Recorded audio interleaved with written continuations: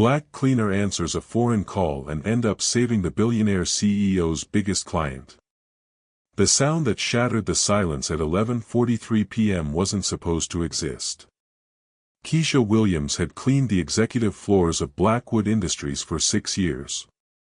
She knew every creak, every hum, every whisper this 42nd floor Chicago office building made after dark. The way the heating system clicked on at midnight. The gentle buzz of the emergency lighting. The distant rumble of late-night traffic 40 stories below. But a phone ringing in Richard Blackwood's private office? That had never happened. Not once in 2,000 nights of cleaning these marble corridors. She paused mid-stroke, her industrial mop dripping onto the polished floor, and listened.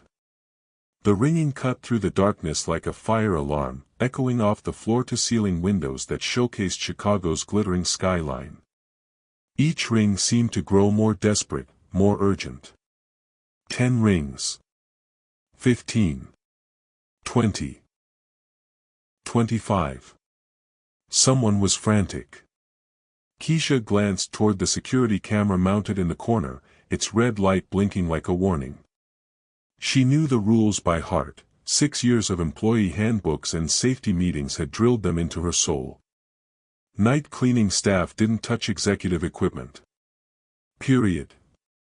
Answering Richard Blackwood's private line was grounds for immediate termination, no questions asked, no appeals process. 6 years of steady work. Gone in 30 seconds. But the phone kept ringing, and something deep in her chest, call it intuition, call it desperation, told her this wasn't ordinary. This was the sound of disaster approaching. She'd seen Blackwood leaving the building earlier that evening, around 9 p.m.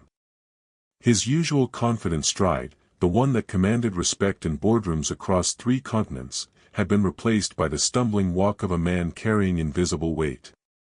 His expensive suit was wrinkled. His silver hair, normally perfectly styled, looked like he'd been running his hands through it for hours. The rumors had been swirling through the building for weeks like toxic smoke. 3 major clients lost in 2 months. Stock prices dropping faster than autumn leaves. Whispers of bankruptcy floating through the corridors, spreading from the executive suites down to the maintenance closets where people like Keisha heard everything but were supposed to say nothing. Ring. Ring. Ring. Keisha set down her mop and walked toward the massive mahogany desk that probably cost more than she made in 2 years. Every step on the marble floor seemed to echo like thunder. Her reflection stared back from the polished surface, a tired black woman in a blue cleaning uniform, about to make a decision that could change everything. Her hand hovered over the receiver. Company policy was carved in stone. But what if someone needed help? What if this call was the difference between survival and catastrophe? She picked up. Blackwood Industries, this is. Thank Allah, someone finally answered. The voice exploded through the receiver, heavily accented, crackling with panic and desperation. Is this Richard Blackwood? This is Omar Hassan calling from Dubai. I must speak with him immediately. Right now. Keisha's heart slammed against her ribs like a caged bird. Even as night staff, invisible to the corporate world above, she recognized that name. Omar Hassan, the oil executive whose face had been plastered across Bloomberg, Forbes, and the Wall Street Journal for months. The Saudi prince who controlled more petroleum reserves than some countries. The man worth $800 million to Blackwood Industries. The client who could single-handedly save or destroy everything. Sir, Mr. Blackwood isn't available right now. This is the cleaning staff. Can I take a message and have him? No messages. No delays. No excuses. Omar's voice cracked with barely controlled hysteria. The Beijing conference call was moved to 6 a.m. Dubai time. That's 10 p.m. your time, 43 minutes ago. Blackwood was supposed to confirm the wire transfer authorization 2 hours ago. 2 hours. Ice formed in Keisha's stomach, spreading through her veins like winter. She'd overheard enough executive conversations while emptying trash cans and vacuuming conference rooms to understand the stakes. Without Hassan's deal, Blackwood Industries wasn't just in trouble, it was finished. 800 employees, from executives to security guards to cleaning staff, would be jobless within the week. Including her. Including the health insurance that paid for her daughter Zara's medications. Sir, I'm absolutely sure there's been some kind of miscommunication. Miscommunication? Omar's laugh was sharp as broken glass. My board thinks he's backing out. They're sitting in the conference room right now, at 6:30 in the morning Dubai time, ready to sign with Henderson Global instead. $800 million, and Richard Blackwood can't be professional enough to check his email and confirm a simple wire transfer. The mention of Henderson Global hit Keisha like a physical punch to the chest. She'd seen the business news reports playing on the lobby televisions. Henderson Global, Blackwood's biggest competitor, led by vultures in $1,000 suits who specialized in hostile takeovers and mass layoffs. If they got Hassan's contract, they wouldn't just win the deal. They'd probably acquire Blackwood Industries for pennies on the dollar and gut it like a fish. Every job gone. Every family destroyed. Mr. Hassan, please don't hang up, she said, her voice steadier than she felt. There might be a serious technical issue. Mr. Blackwood has been in emergency meetings all day, and if there's been a communication breakdown. Technical issue. Omar's bitter laugh could have stripped paint. $800 million in contracts, and he can't check his email. My patience is finished. I'm calling Henderson Global now. They've been begging for this partnership for months. Wait. The word tore from Keisha's throat like a battle cry. Sir, what if I told you that our entire email server system has been down since 9 a.m. this morning due to a massive cyber attack? What if I told you that Mr. Blackwood has absolutely no idea the meeting time changed because he never received your message? The silence on the other end stretched like a tightrope over an abyss. Keisha could hear her own heartbeat thundering in her ears, could feel sweat beading on her forehead despite the building's air conditioning. If you think one cleaning lady can save an $800 million empire in the next 10 minutes, you haven't seen anything yet. Finally, Omar spoke, his voice quieter but still loaded with suspicion. Cyber attack. You expect me to believe this convenient excuse? Yes, sir. Keisha was flying blind now, but she'd seen the convoy of IT emergency trucks in the parking garage that morning, watched technicians running cables and shouting about server failures.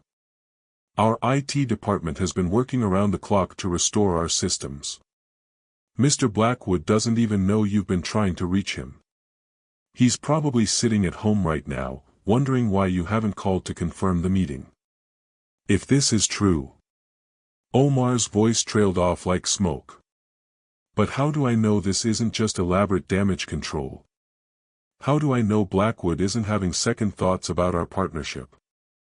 Henderson Global has been very convincing about their capabilities.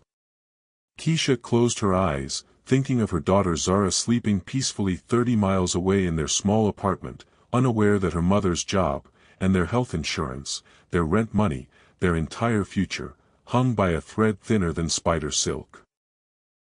Because, sir, I've been cleaning these offices for 6 years. I've seen Richard Blackwood work 18-hour days preparing for your partnership. I've emptied trash cans full of draft proposals, each version trying to make your deal more beneficial than the last. I've watched him pace these halls at 2 a.m., rehearsing presentations in Arabic to show respect for your culture. This man isn't backing out, he's probably at home right now, sick with worry about why you haven't confirmed the meeting. Another pause that felt like eternity. You are just the cleaning lady, Omar said, but his tone had shifted, not dismissive anymore, but genuinely curious. How would you possibly know all this?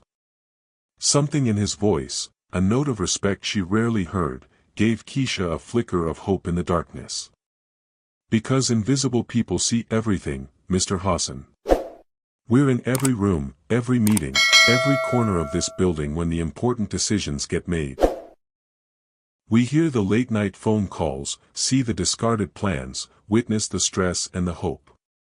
And I'm telling you the absolute truth, Richard Blackwood wants this partnership more than his next breath. Then prove it, Omar said simply, his words carrying the weight of kingdoms. Get him on the phone in the next 10 minutes, or I sign with Henderson Global at 7 a.m. Dubai time.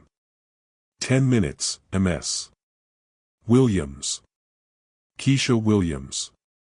10 minutes, Ms. Williams. The future of both our companies, and 800 families, now rests entirely in your hands. The line went quiet, but he didn't hang up. Keisha could hear the faint sound of voices in the background, his board members, probably already drafting contracts with Henderson Global. She stared at the phone in her trembling hand, the weight of $800 million and 800 jobs crushing down on her shoulders like a mountain. She had no executive contact list. No way to reach Blackwood at home. She didn't even know what kind of car he drove, let alone where he lived. But somewhere in this 42-story building, there had to be an answer. Subscribe now, because what Keisha discovers next will either save everything, or destroy it all. She grabbed her security radio with shaking fingers, her voice cutting through the static. This is Keisha Williams on floor 42. I need to reach Richard Blackwood immediately. This is a matter of life or death for this company. The radio crackled back, ma'am, Mr. Blackwood left specific instructions not to be disturbed tonight for any reason whatsoever. Security has strict orders. Keisha looked at the phone where Omar Hassan waited for an answer that would determine whether 800 families kept their homes or lost everything. 8 minutes and 30 seconds left on the countdown to catastrophe. Then I guess, she whispered to herself, staring at her reflection in the dark window, it's time to break some very important rules.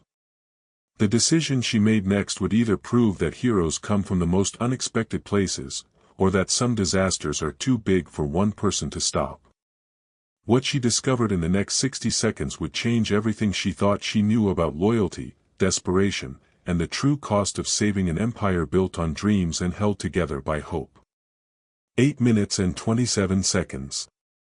Keisha stared at the digital clock on Blackwood's desk as the numbers ticked down like a bomb timer. In the phone's receiver, she could hear Omar Hassan breathing, waiting, while voices in Arabic murmured in the background, his board members growing impatient, probably already pulling out Henderson Global's contracts. Her security radio crackled again, Ms. Williams, I'm sorry, but Mr. Blackwood's instructions were crystal clear. No disturbances tonight. Period. This isn't a disturbance, Keisha said, her voice tight with desperation. This is an $800 million emergency. If we don't reach him in the next 8 minutes, this company is finished.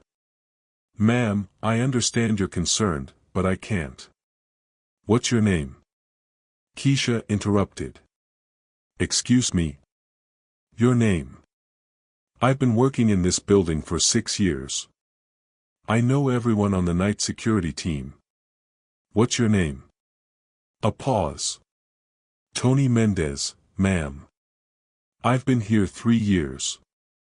Keisha closed her eyes, searching her memory. Tony Mendez. The guard whose wife had cancer last year. The one she'd seen crying in the security office during his break, staring at medical bills that would have bankrupted most families. The man whose face had lit up when the company's insurance covered his wife's experimental treatment. Tony, this is Keisha from the cleaning crew. I cleaned your office the night your wife Carmen got the good news about her remission. Remember? You showed me her photo, told me the insurance saved your family. Another pause, longer this time. When Tony spoke again, his voice was softer. Yeah, I remember. You said you'd pray for Carmen. And I did. Every night for months. Keisha's throat tightened with emotion she couldn't afford right now. Tony, if I don't reach Richard Blackwood in the next 7 minutes, the company that saved Carmen's life disappears forever. 800 people lose their jobs. Their insurance. Their families' futures. She could hear Tony breathing heavily through the radio static. Including yours and mine, she added quietly. The silence stretched like a wire about to snap. Finally, I still can't give you his home number. That's against every protocol we have. Keisha's heart sank, but Tony wasn't finished. But I can tell you that Mr. Blackwood's personal assistant, Patricia Collins, has his emergency contact information. She's in the employee directory. Hope flared in Keisha's chest. Where do I find that? Any computer terminal with building access. Try the reception desk on 42. Keisha was already moving, her cleaning cart forgotten as she sprinted toward the reception area. Omar, are you still there? She called into the phone. 6 minutes, Ms. Williams. My board is getting restless. The reception desk computer was password protected, but Keisha had watched the day shift receptionist, Linda, type in her login hundreds of times while pretending to clean nearby. People never noticed the cleaning lady watching. Linda always used her daughter's name and birth year, Madison 2019. The screen flickered to life. Employee directory. Collins, Patricia. Home phone, 847-555-0293. Keisha grabbed the desk phone and dialed with shaking fingers. Ring. Ring. Ring. Come on, come on. Hello. A groggy voice answered on the fourth ring. Ms. Collins, this is Keisha Williams from the cleaning staff at Blackwood Industries. I'm so sorry to wake you, but there's a catastrophic emergency. Who is this? How did you get my home number? Patricia sounded fully awake now, and angry. Ma'am, I need Richard Blackwood's emergency contact number. Right now. There's an $800 million deal about to collapse, and I'm hanging up. This is completely inappropriate. Wait. Keisha's voice cracked with desperation. Omar Hassan from Dubai is on the line right now, about to sign with Henderson Global instead of us. The email servers were down all day from the cyber attack. Mr. Blackwood never got the message about the time change for their conference call. Patricia's sharp intake of breath told Keisha she'd hit home. Omar Hassan. The Saudi deal. That's tomorrow morning. No ma'am, it was moved to tonight. They're signing contracts in 4 minutes if we don't reach Mr. Blackwood. Oh my God.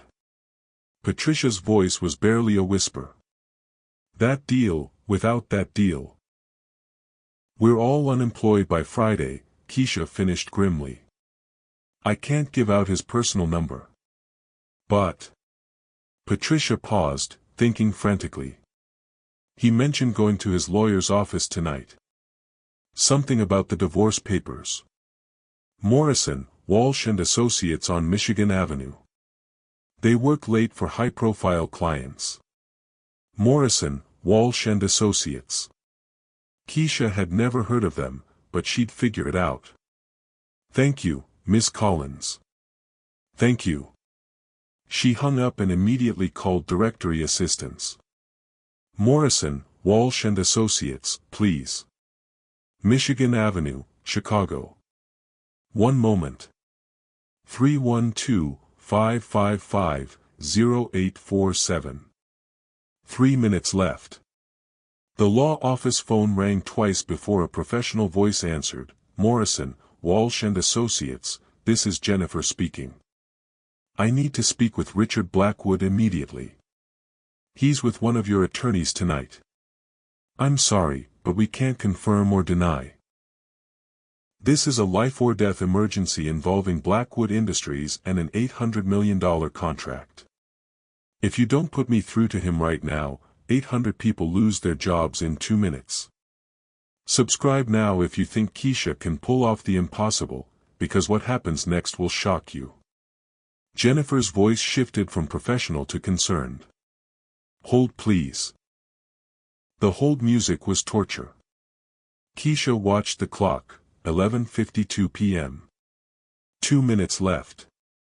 In Dubai, Omar's board was probably already signing Henderson Global's contracts. Omar, are you there? She called into the first phone. 90 seconds, Ms. Williams. I'm trying to stall them, but I'm getting him. Stay with me. The hold music stopped. Who the hell is this? Richard Blackwood's voice was rough, slurred with alcohol and exhaustion. Jennifer said there's some kind of emergency. Mr. Blackwood, this is Keisha Williams, cleaning staff. Omar Hassan is on the other line right now. The Dubai meeting was moved to tonight because of time zone changes. He's been trying to reach you for hours about wire transfer confirmation. What? That's impossible. The meeting's tomorrow morning. No sir, it was moved to 6 a.m. Dubai time, that's 10 p.m. Chicago time. 90 minutes ago. Our email servers have been down all day from the cyber attack. You never got the message. She could hear Blackwood's breathing change, could practically feel his alcohol-fogged brain struggling to process the information. Omar Hassan, oh God. Oh God. The wire transfer authorization. It's sitting in my email drafts, I was going to send it tomorrow morning before the meeting. Sir, he's about to sign with Henderson Global. Right now. You have 60 seconds. Put him through. Put him through now. Keisha's hands were shaking so badly she could barely manage the phone transfer. Omar, I have Richard Blackwood on the line. Richard. Omar's voice exploded with relief and rage. Where have you been? My board thinks you've abandoned our partnership.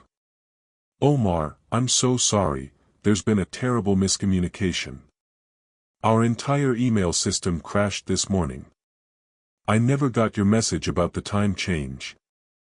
The wire transfer authorization has been ready for hours, I was planning to send it first thing tomorrow morning before our meeting.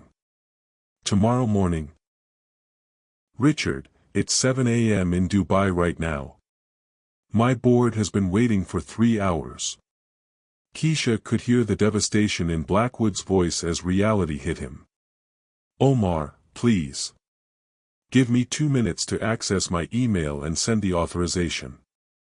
2 minutes to save 6 years of partnership. Richard. Omar's voice was heavy with regret. Henderson Global's contracts are already on the table. My board has lost confidence. They think this confusion shows your company is in chaos. We're not in chaos. We're under attack. There's a difference. Is there? Omar asked quietly. Because from where I'm sitting, watching your cleaning lady coordinate emergency communications at midnight, it looks like your company is falling apart. The words hit like a physical blow. Keisha felt tears spring to her eyes, not from Omar's assessment, but from the truth in it. She was coordinating this rescue because the normal systems had failed completely. But then something shifted in Omar's voice. Although, he continued slowly, it also shows me something else. It shows me that your people care enough to break rules and risk their jobs to save the company. That your cleaning lady knows more about your business than most executives know about theirs. That says something about the culture you've built, Richard. Keisha held her breath. I'm going to give you 5 minutes to send that wire authorization, Omar said finally. 5 minutes to show me that Richard Blackwood and his team can handle a crisis. After that, Henderson Global gets the contract. Omar, thank you. Thank you. I won't let you down. Don't thank me, Omar said quietly.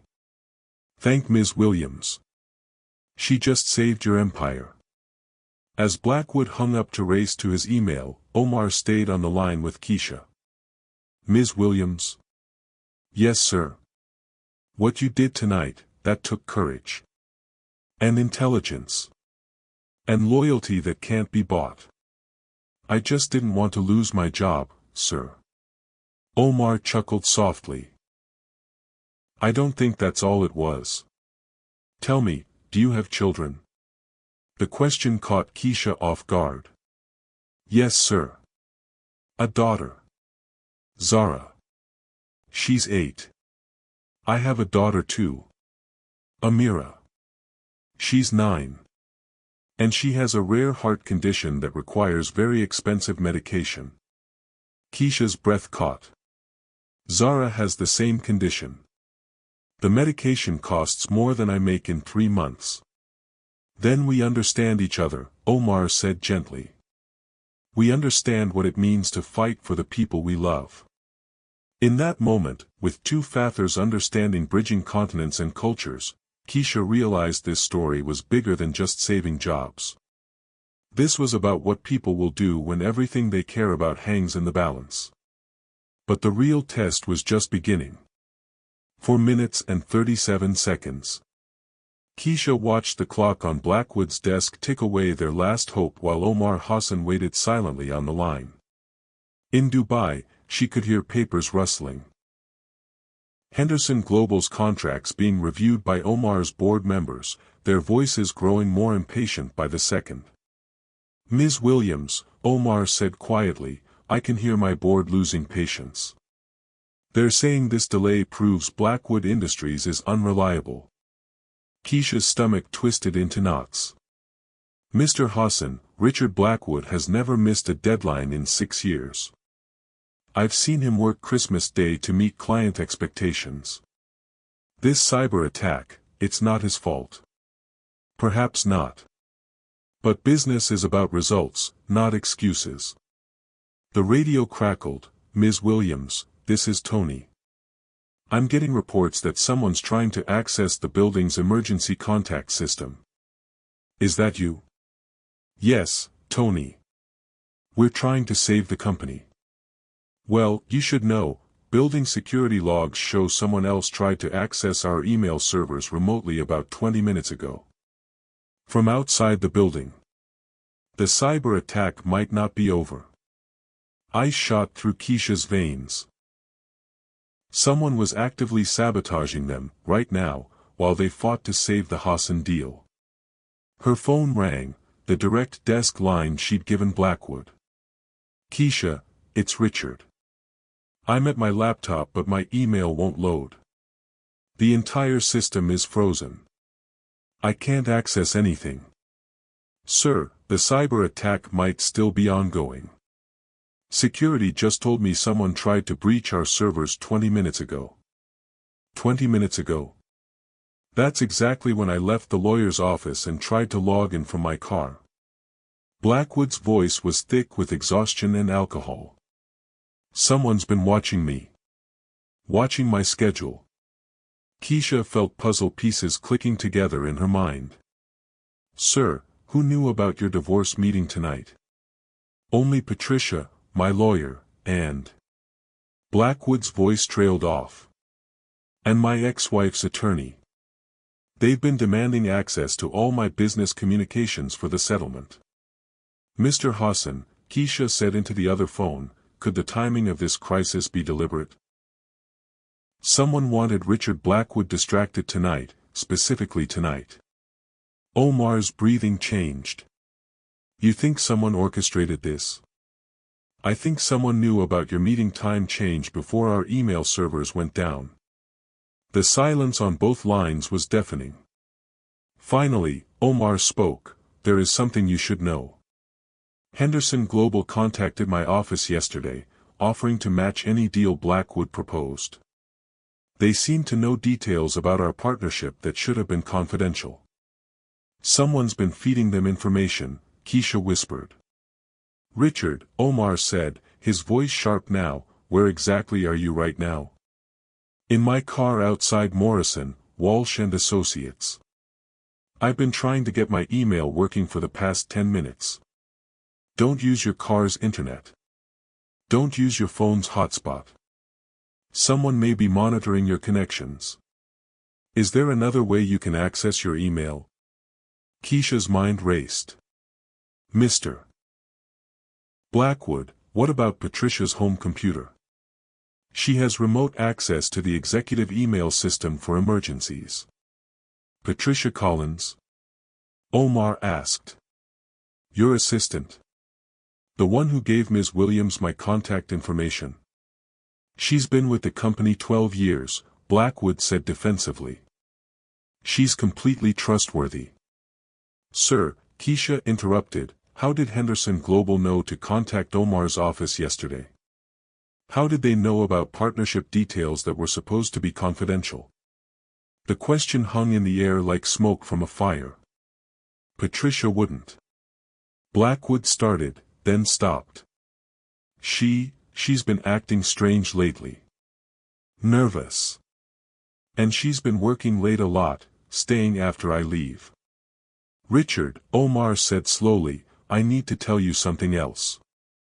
Henderson Global's offer yesterday included specific details about your Detroit expansion plans. Plans that weren't supposed to exist outside your inner circle. Keisha felt her world tilting.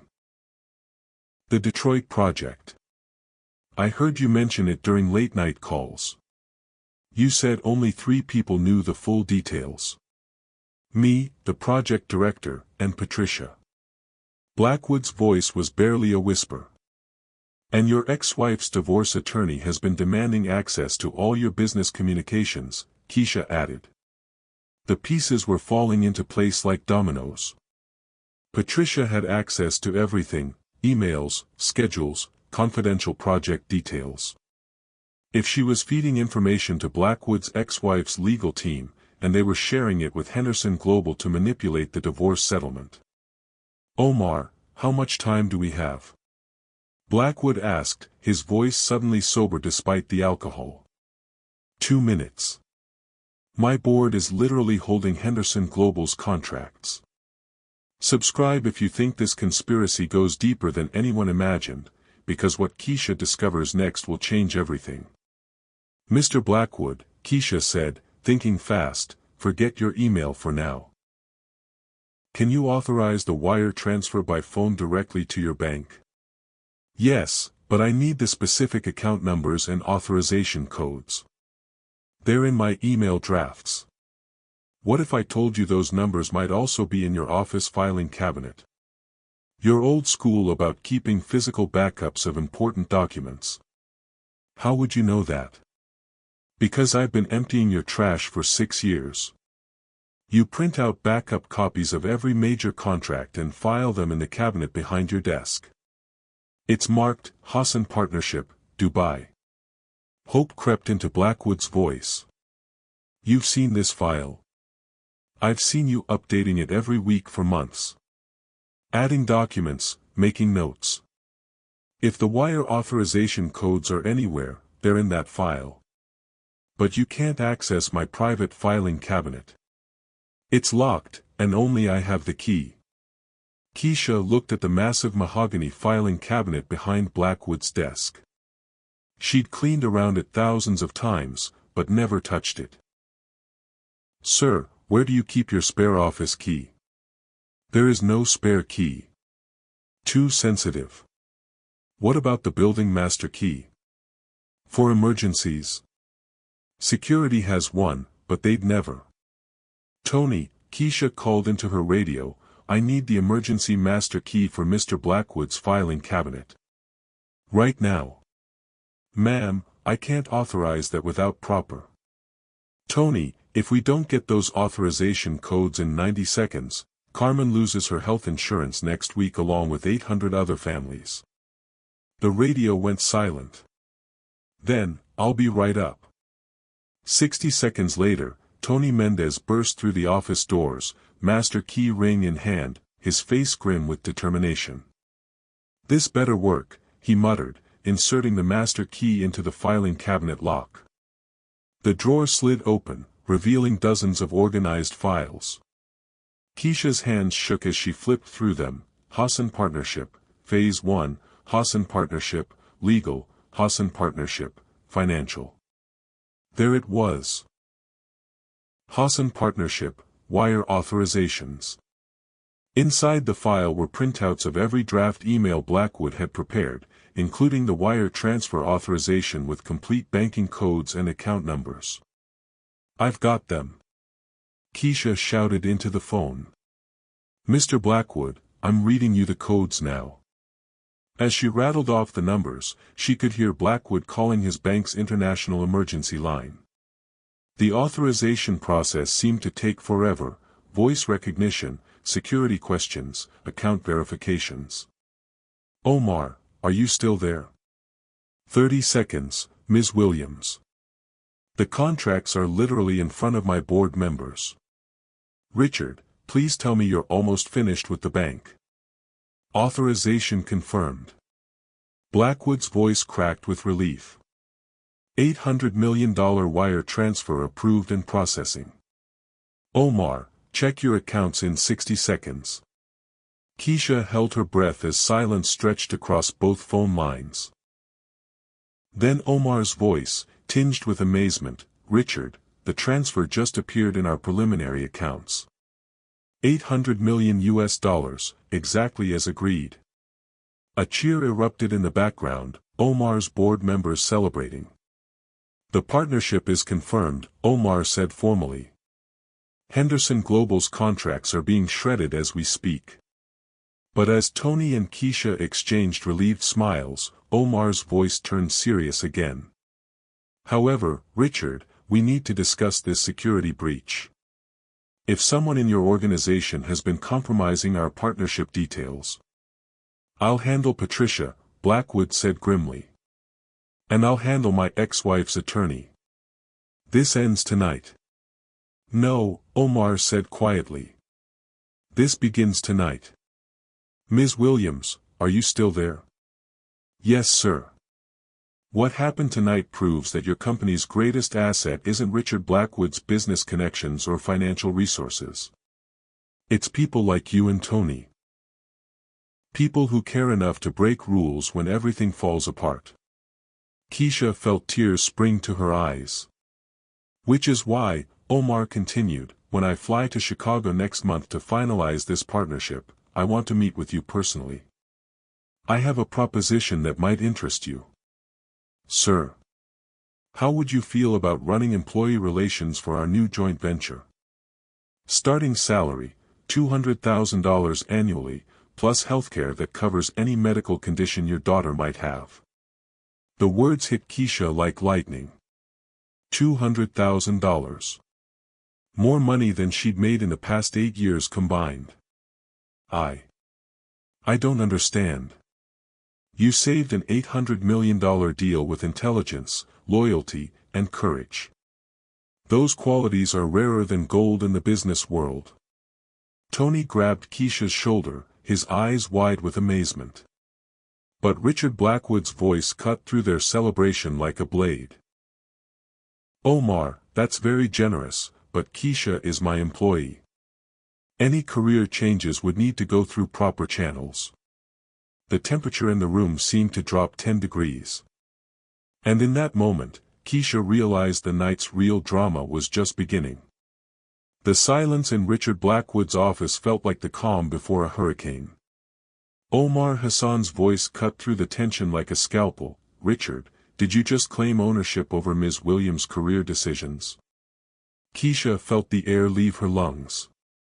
In the span of 30 seconds, she'd gone from night janitor to the center of a power struggle between two billionaires. Tony stood beside her, his hand still gripping the master key, his eyes wide as he witnessed corporate drama that could reshape lives. "Omar, I didn't mean it that way," Blackwood said quickly, but his voice carried the edge of a man who'd spent decades controlling every aspect of his business empire. "I simply meant that any personnel changes should follow proper procedures." "Proper procedures?" Omar's laugh was sharp as broken glass. Richard, your proper procedures nearly cost us both $800 million tonight. Your trusted assistant has been selling our secrets to your competitors, and your email systems are so compromised that a cleaning lady had to save your company. Keisha winced at being called a cleaning lady again, but Omar wasn't finished. Meanwhile, Ms. Williams showed more business intelligence in 2 hours than your entire executive team managed in 2 months. Now wait just a minute, Blackwood's voice rose with indignation. No, you wait.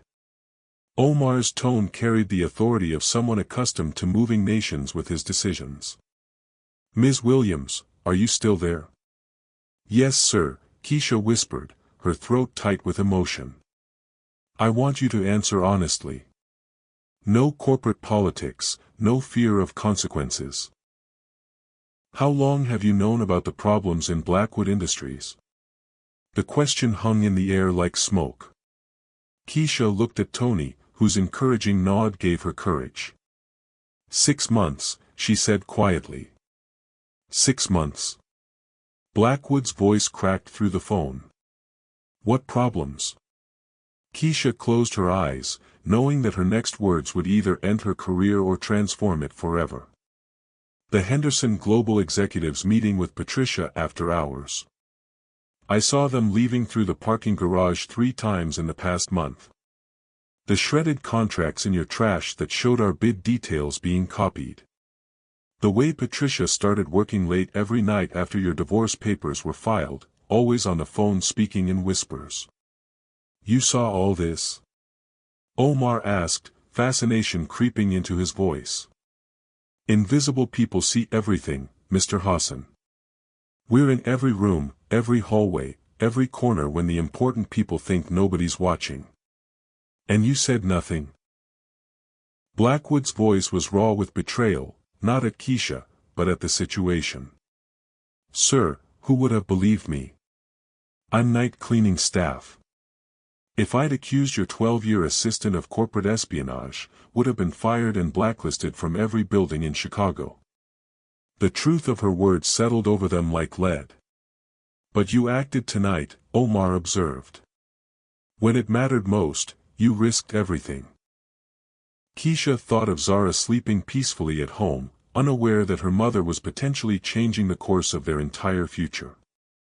My daughter has a rare heart condition called dilated cardiomyopathy. The medication costs $4,000 a month. Without this job's insurance, she dies. But if the company collapsed, we'd lose everything anyway. So I had to try. Omar's sharp intake of breath was audible through the phone. Did you say dilated cardiomyopathy? Yes, sir. My daughter Amira has the same condition. I know exactly which medication you're talking about, Entresto combined with carvedilol and spironolactone. Keisha's legs nearly gave out. That's exactly right. How did you know? Because I've spent the last 4 years flying her to specialists in London, New York, and Dubai, looking for better treatments. The medication keeps her alive, but it's bankrupting families across the world. The insurance here covers 90%, Keisha said softly. It's the only reason I can afford to keep her healthy. And your daughter's condition, Omar continued gently, is it genetic? Are you also at risk? The question caught Keisha off guard. She'd never admitted the truth to anyone at work, not even to Tony, who'd become a friend over the years. The doctors, they say I have early signs. The stress of working 3 jobs to pay for Zara's care isn't helping. But I can't slow down. She needs me. Tony's hand found her shoulder, offering silent support. 3 jobs. Omar's voice was sharp with concern. Cleaning here at night, data entry from home during the day while Zara's at school, and weekend retail at the mall. I sleep about 4 hours a night. Richard Blackwood's voice, when he finally spoke, was barely above a whisper. Keisha, I had no idea. In 6 years, you never said anything about your daughter's condition. Sir, would it have mattered? Would knowing about my personal struggles have changed anything about my job or my pay? The silence stretched long enough to answer her question. But Omar filled the void. It would have mattered to me. Richard, how much do you pay Ms. Williams annually? That's confidential employee information. How much? Omar's voice carried the weight of kingdoms. Another pause. $28,000 annually. 28,000. Omar repeated the number like he was tasting something bitter. Ms. Williams works 3 jobs, sleeps 4 hours a night, and saved your $800 million empire for $28,000 a year. Subscribe now because what Omar does next will change everything about corporate loyalty and human value. Richard, I'm going to make you an offer that's not negotiable. Ms. Williams has just demonstrated business acumen, crisis management skills, and loyalty that most executives never develop in entire careers. I'm offering her a position as Director of Employee Relations for our joint venture at $200,000 annually, plus comprehensive medical coverage for rare conditions. Omar, you can't just poach my employees. I'm not poaching anyone. I'm recognizing talent that you've overlooked for 6 years. Ms. Williams, the choice is entirely yours. Keisha's mind reeled. $200,000. More money than she'd ever dreamed of earning. Healthcare that could save both her life and Zara's. A chance to use her intelligence instead of hiding it. But the voice that surprised everyone was Tony's. Excuse me, Mr. Hassan, but I have something to add. Who is this? Omar asked. Tony Mendez, Building Security. I've worked with Keisha for 3 years. What you don't know is that she's not just intelligent and loyal, she's been taking business courses online every night after her shifts. She has an associate's degree in business administration and she's 6 credits away from her bachelor's degree. Keisha stared at Tony in shock. She'd never told anyone about her studies. How did you know? She whispered. Because I've seen you studying in the security office during your breaks.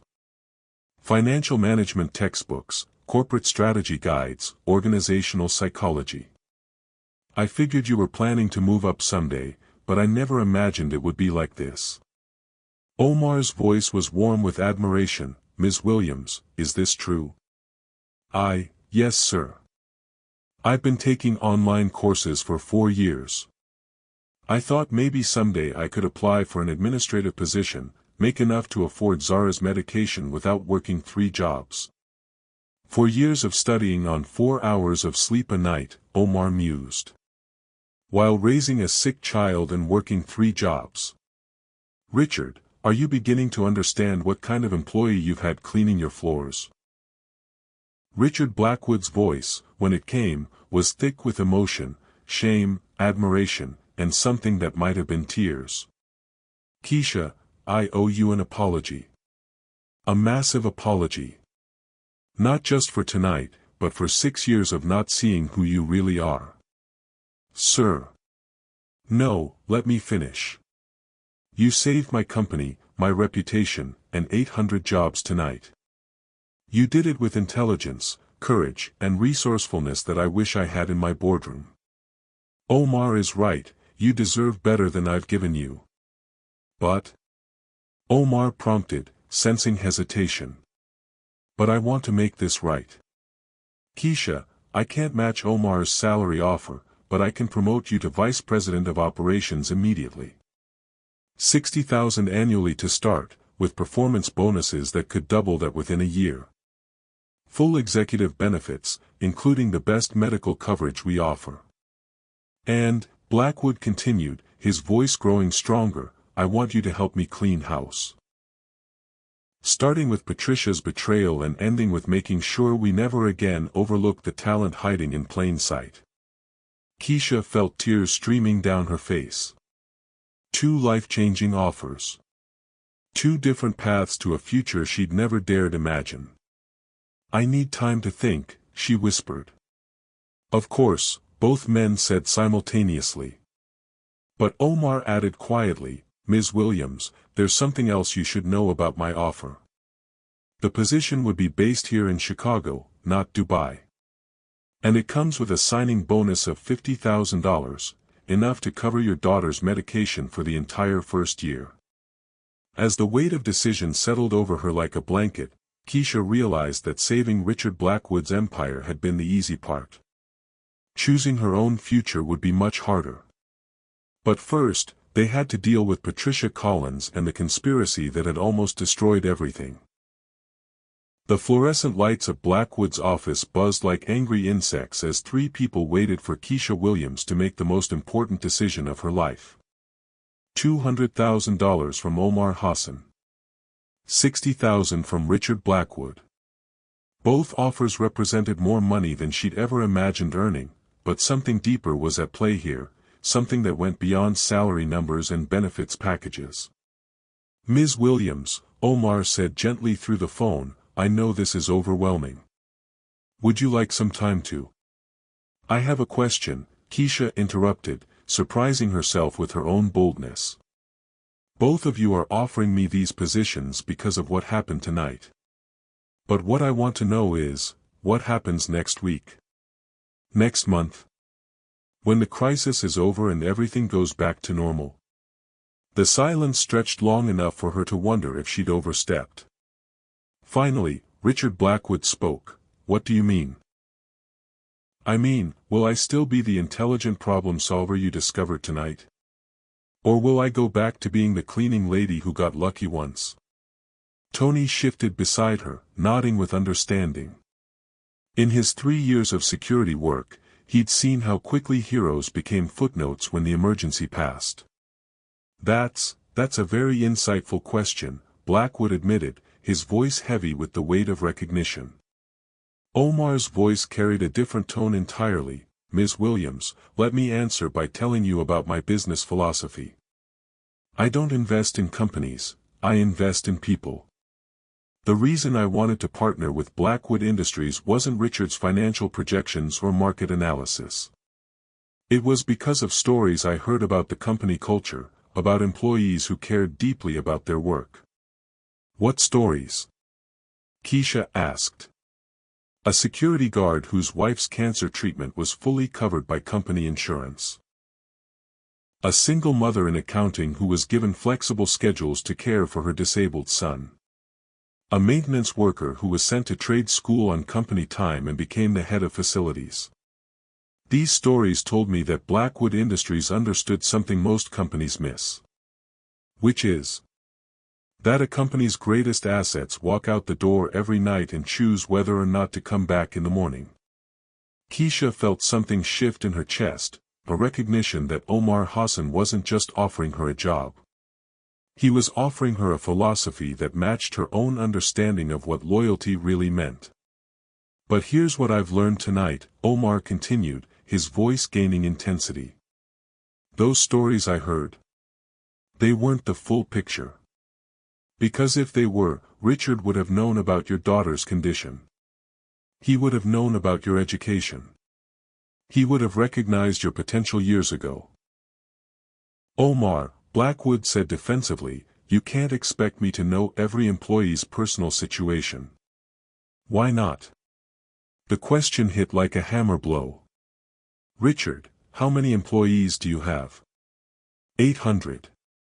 I have 12,000 employees across 4 countries. I know the names of every employee's children. I know their birthdays, their struggles, their dreams. Not because I have a perfect memory, but because I have systems in place to ensure that no one is invisible. Keisha's breath caught. 12,000 employees, and he knew their children's names. That's impossible, Blackwood said flatly. Is it? Ms. Williams, what would you say if I told you that I've known about you for 6 months? The words hit Keisha like lightning. What? 6 months ago, I hired a consulting firm to evaluate potential partners. Not their financial records or market positions, their employee satisfaction and retention rates. Blackwood Industries scored very high overall, but the report included anonymous interviews with staff at every level. Omar paused, letting the implications sink in. One interview stood out. A night shift employee who spoke passionately about the company's mission, who understood the business strategy better than some executives, who worked multiple jobs to afford medical care for her child but still showed loyalty that couldn't be bought. The interviewer noted that this employee had management potential that was being completely overlooked. Keisha's legs went weak.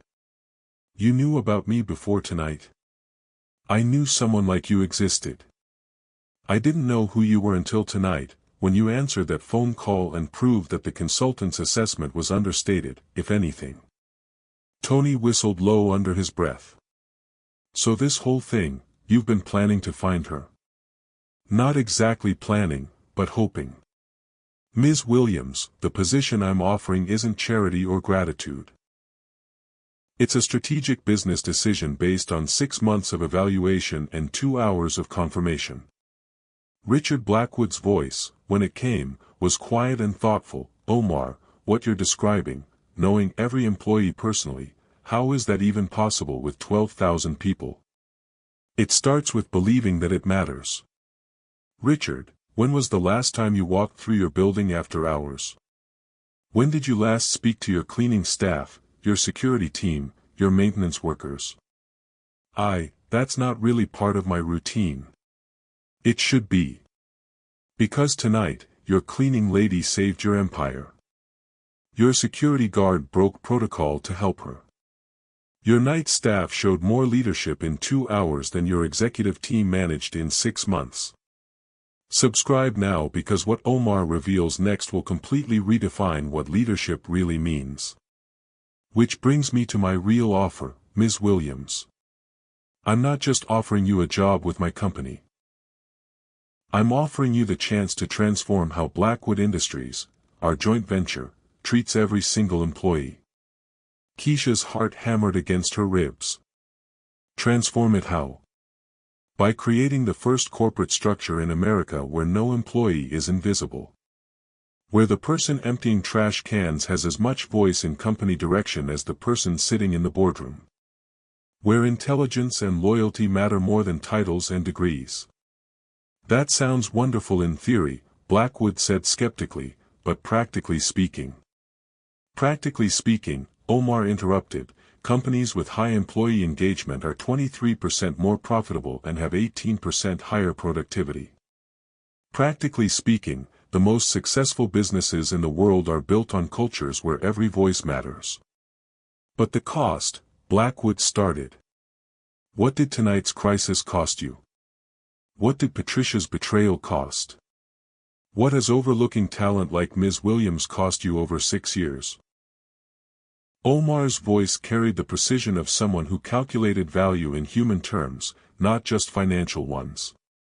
Keisha found her voice. "Mr. Hassan, if I took this position, what would my actual responsibilities be?" "You'd be our chief people officer. Your job would be to ensure that every employee, from executives to cleaning staff, has a clear path for growth, recognition for their contributions, and support for their personal challenges. You'd revolutionize how we hire, promote, and retain talent. And the authority to make real changes? Full authority, with my complete backing. Ms. Williams, what happened tonight proved that the most valuable insights in a company often come from the people closest to the actual work. Your job would be to create systems that capture and act on those insights." Richard Blackwood cleared his throat. "Omar, I have to ask, where does this leave my role as CEO?" "That depends entirely on you, Richard. Are you willing to lead a company where a former cleaning lady might have more influence over employee policy than you do?" The question hung in the air like a challenge. "Because," Omar continued, "if we're going to be partners, we need to agree on fundamental principles. I won't invest $800 million in a company that wastes human potential the way it's been wasted tonight." Keisha felt the power dynamics in the room shifting like tectonic plates. She wasn't just choosing between job offers anymore, she was being positioned as the catalyst for transforming an entire corporate culture. "Mr. Hassan," she said carefully, "you're asking me to take a position where I'd be implementing revolutionary changes in a company where, 12 hours ago, I was emptying trash cans." "Yes. And you're asking Mr. Blackwood to support those changes, even if they challenge everything he's built over 30 years. "Yes. And you believe this can work?" Omar's voice carried absolute conviction. "Ms. Williams, I believe you can make it work. The question is, do you believe it?" As Keisha stood in that gleaming office, surrounded by the symbols of corporate power she'd cleaned around for 6 years, she realized that Omar Hassan hadn't just offered her a job. He'd offered her the chance to rewrite the rules of American business. But accepting would mean stepping into a role where failure wouldn't just affect her family, it would impact the lives of 800 employees who deserved better than being invisible. The weight of that responsibility was terrifying. And absolutely exhilarating. "I have one more question," she said, her voice steady with newfound confidence. "What's that?" "When do I start? When do I start?" The words echoed through Richard Blackwood's office like a gunshot at dawn. In that moment, Keisha Williams crossed a line that would change not just her life, but the entire trajectory of American corporate culture. Omar Hassan's voice carried the weight of triumph. "Immediately. This morning. Right now." "Wait," Richard Blackwood's voice cracked through the phone, tinged with panic. "We haven't discussed implementation timelines, board approval, proper procedures." "Richard," Omar interrupted, his tone carrying the authority of someone accustomed to moving mountains, "procedural delays are exactly why your company nearly collapsed tonight. Ms. Williams just prevented an $800 million disaster using intelligence, resourcefulness, and loyalty. Those qualities don't need board approval." Tony stepped forward, his security radio crackling with urgent static. "Mr. Hassan, this is Tony Mendez. I hate to interrupt, but we have a situation developing. Patricia Collins just arrived in the building. She's heading toward the executive floors right now." Keisha's blood turned to ice. "At 1:30 in the morning? Why would she come here now?" "Maybe she knows the deal went through," Omar suggested. "Maybe she's trying to cover her tracks. Or maybe," Blackwood said grimly, "she's here to steal more information before anyone discovers her betrayal." Through the office windows, Keisha could see the elevator indicator climbing. 32. 35, 38. 41. "She's almost here," Tony whispered, his hand moving instinctively toward his security equipment. Omar's voice cut through the tension like a blade. "Ms. Williams, consider this your first executive decision as Chief People Officer. How do you handle an employee who's been selling company secrets to competitors?" The weight of the moment crashed over Keisha like a wave. 12 hours ago, she'd been mopping floors. Now she was being asked to make decisions that could determine Patricia Collins' entire future. "We need evidence before we make accusations," she said carefully. "We have plenty of evidence," Blackwood countered. Henderson Global's inside knowledge, the mysterious cyber attacks, the timing of everything. "Circumstantial evidence," Keisha interrupted, surprising herself with her authoritative tone. "If we're going to build a company culture based on fairness and transparency, we need to give Patricia a chance to explain herself." The elevator dinged softly. Footsteps echoed in the marble hallway. "But we also need to protect the company," Keisha added quickly. "Tony, can you monitor the conversation without Patricia knowing?" "Already on it," Tony replied, adjusting his earpiece. "Security cameras and audio are recording everything." Patricia Collins appeared in the doorway, her normally perfect appearance disheveled. Her designer suit was wrinkled, her hair escaped from its usual professional arrangement, and her eyes carried the haunted look of someone who hadn't slept in days. "Richard," she called into the empty office, not noticing Keisha and Tony standing in the shadows near the filing cabinet. "Richard, I know you're here. Your car is in the parking garage."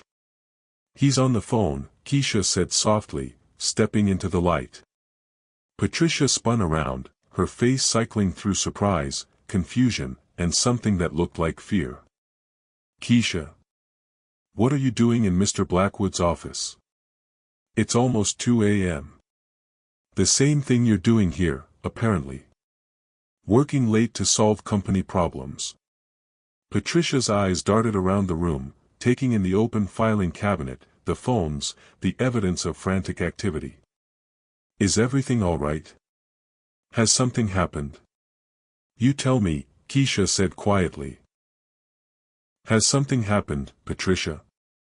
The silence stretched between them like a tightrope. Patricia's hands trembled slightly as she set down her purse and briefcase. "I came to check on some things. The Dubai partnership meeting is tomorrow, and I wanted to make sure everything was ready." "The meeting already happened," Keisha said gently. "At 10 p.m. tonight. Due to a time zone change that apparently got lost in our email system problems." Patricia's face went white. That's impossible. The meeting is scheduled for 9 a.m. tomorrow. I have it in my calendar." "When did you last check your email?" "This afternoon, around 3 p.m. Before the servers went down." Keisha studied Patricia's face, searching for signs of deception. What she saw instead was genuine confusion and growing panic. "Patricia, the servers didn't go down on their own. Someone launched a cyber attack specifically designed to prevent Mr. Blackwood from receiving Omar Hassan's time change notification." "A cyber attack?" Patricia's voice was barely a whisper. "But why would someone?" She stopped mid-sentence, her eyes widening with horrifying realization. "Oh my God," she breathed. "Marcus. Marcus said he was helping with the divorce settlement. He said accessing Richard's emails would help prove his business assets for the court proceedings." Keisha felt puzzle pieces clicking into place. "Marcus who?" "Marcus Henderson. My boyfriend. He's a cybersecurity consultant.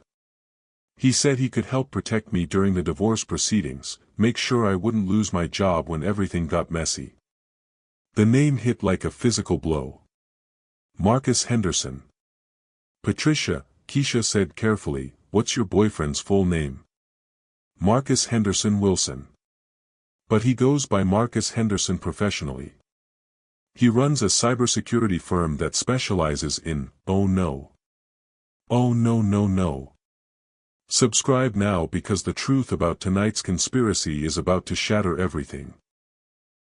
Patricia collapsed into one of Blackwood's leather chairs, her face buried in her hands. "Henderson Global. Marcus Henderson. How did I not see the connection?" "Because you trusted someone you loved," Keisha said gently. "That's not a crime, Patricia. But accessing confidential company information is." "He said he was protecting me," Patricia sobbed. "He said Richard's divorce was going to get ugly, that his ex-wife's lawyers were going to demand employee terminations to free up settlement money. He convinced me that sharing information about the company's financial health would help me keep my job." Tony's voice was grim, and meanwhile, he was feeding everything to Henderson Global to orchestrate tonight's disaster. But the cyber attack failed. Omar Hassan's voice came through the speakerphone, startling Patricia. "Ms. Williams saved the partnership despite your boyfriend's sabotage." Patricia looked up through her tears, seeing the speakerphone for the first time. "Mr. Hassan. You heard everything." "I heard everything, Ms. Collins. The question now is, what do we do about it?" The office fell silent except for Patricia's quiet sobbing and the distant hum of Chicago traffic 42 floors below. "Patricia," Keisha said quietly, "I need you to be completely honest. What specific information did you share with Marcus?" Emails about the Dubai partnership. Financial projections for the Detroit project. Richard's meeting schedules. And she hesitated. And what? The backup authorization codes for the wire transfers. He said they needed to know Richard's assets for the divorce settlement. The implications hit everyone simultaneously. If Marcus Henderson had the wire transfer codes, he could have drained Blackwood Industries' accounts while everyone was focused on saving the Hassan deal. Tony was already moving, his radio in his hand. I need immediate backup to the executive floor. Potential financial crimes in progress.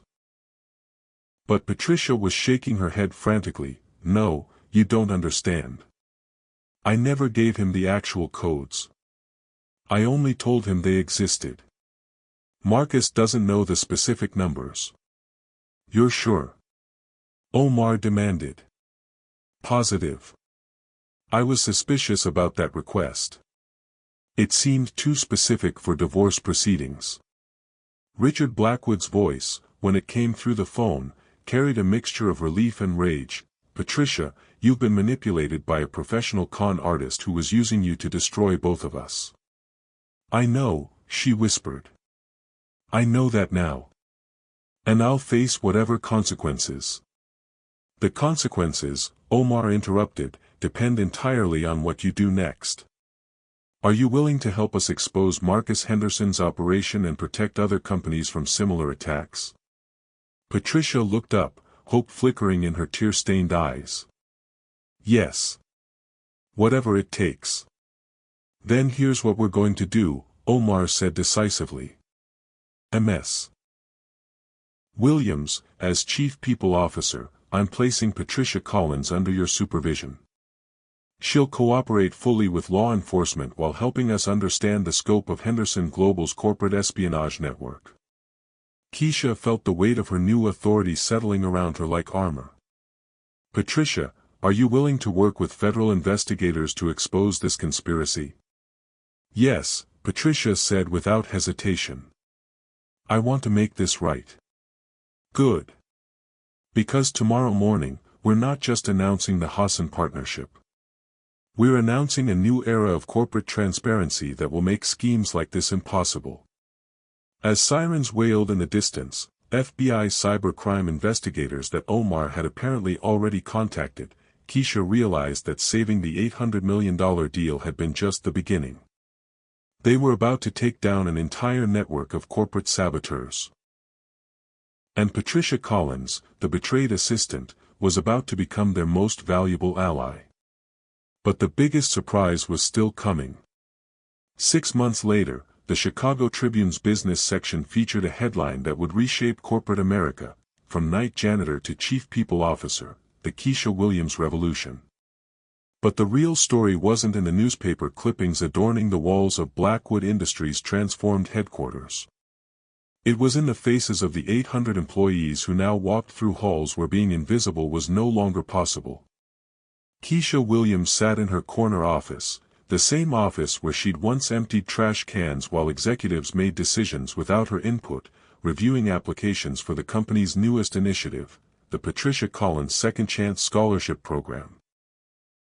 Named after the assistant whose betrayal had accidentally exposed Henderson Global's massive corporate espionage network, the scholarship provided full business education funding for employees who showed potential beyond their current roles. Patricia, now serving as the program's director after cooperating fully with federal investigations, had helped design a system that would prevent other vulnerable employees from being manipulated by corporate predators. Ms. Williams? Tony Mendez knocked on her door, his new security chief uniform crisp and professional. The FBI liaison is here with the final Henderson Global report. Special Agent Sarah Chin entered with a thick folder and a satisfied smile. Keisha, I wanted to personally deliver this news.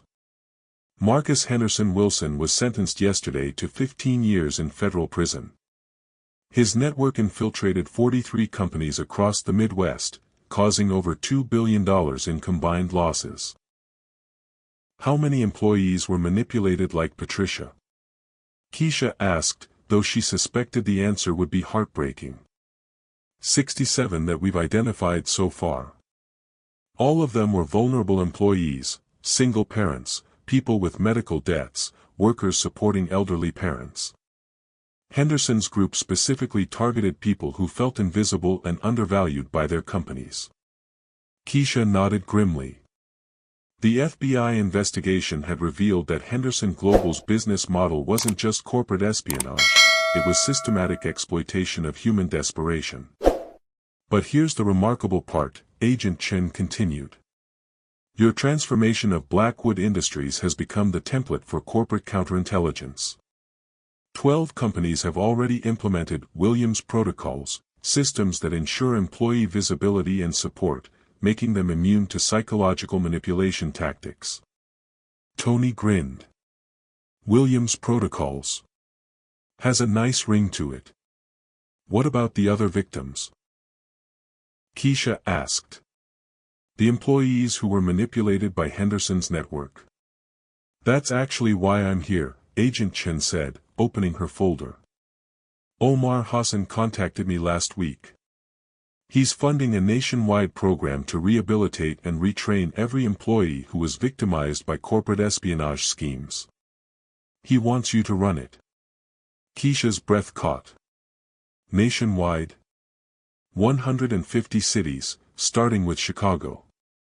Full salary, benefits, and education support for victims while they transition to new careers.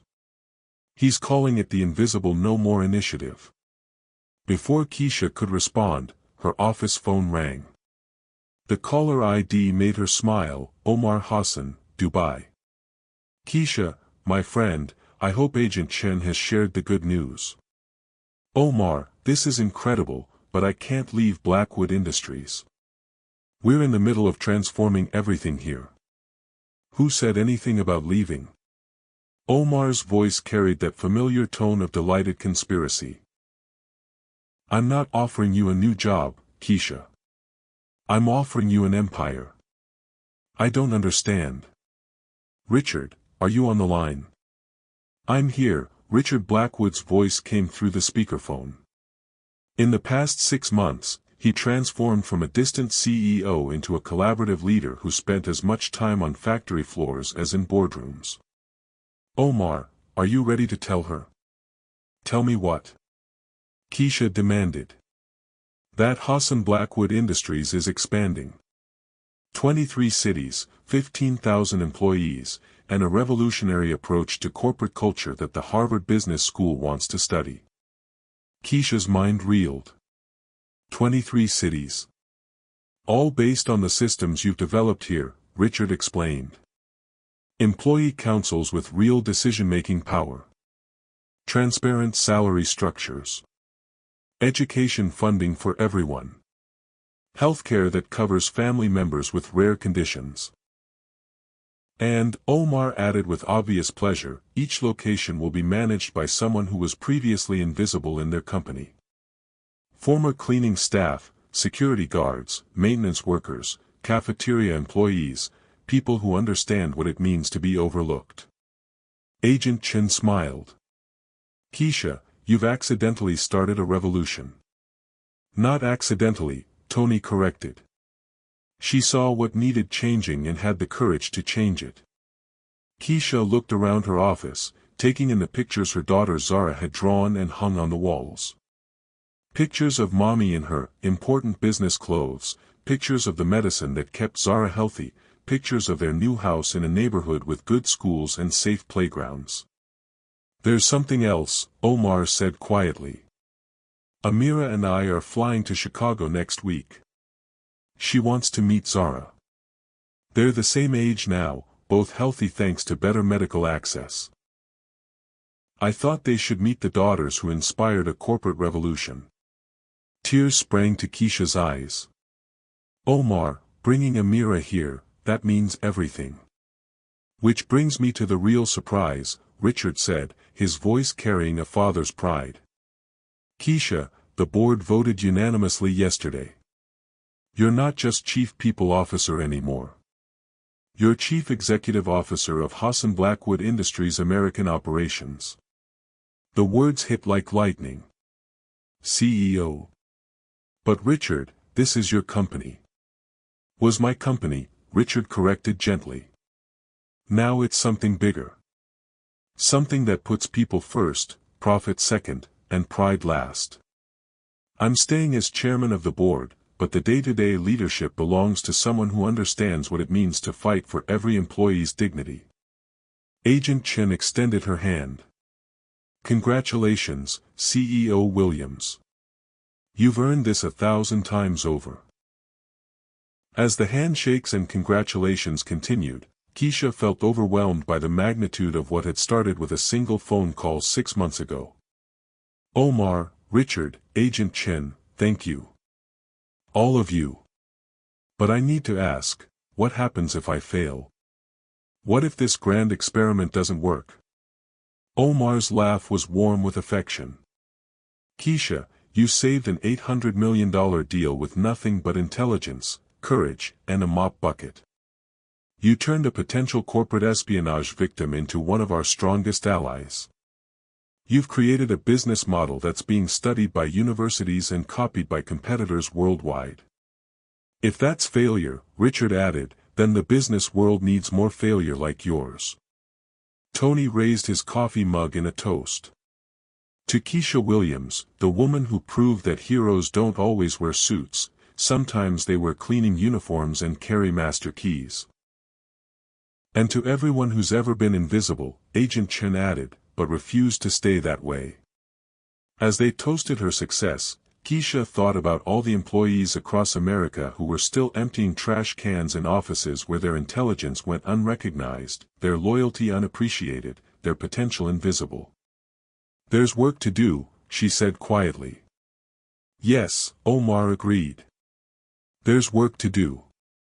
6 months after answering a phone that wasn't meant for her, Keisha Williams had become the CEO of a company that would never again allow anyone to be invisible. But more importantly, she'd become proof that extraordinary leadership can emerge from the most unexpected places, if you're brave enough to answer the call. The revolution was just beginning. And somewhere in Chicago, in offices and factories and cleaning closets, other invisible heroes were watching Keisha's story and realizing that their own phone calls to greatness might be just around the corner. That's the incredible true story of how one cleaning lady's courage saved a billionaire's empire and revolutionized corporate America forever. If this story inspired you, hit that subscribe button right now, because there are countless more stories of ordinary people doing extraordinary things when everything is on the line. And in the comments below, tell me, have you ever felt invisible at work? Have you ever had a moment where you had to choose between following the rules and doing what's right? Share your story, because like Keisha Williams proved, every voice matters and every person has the potential to change the world. Don't forget to subscribe and turn on notifications so you never miss another incredible story of courage, loyalty, and the power of refusing to stay invisible. Thanks for watching, and remember, heroes come from the most unexpected places. Maybe the next one is you.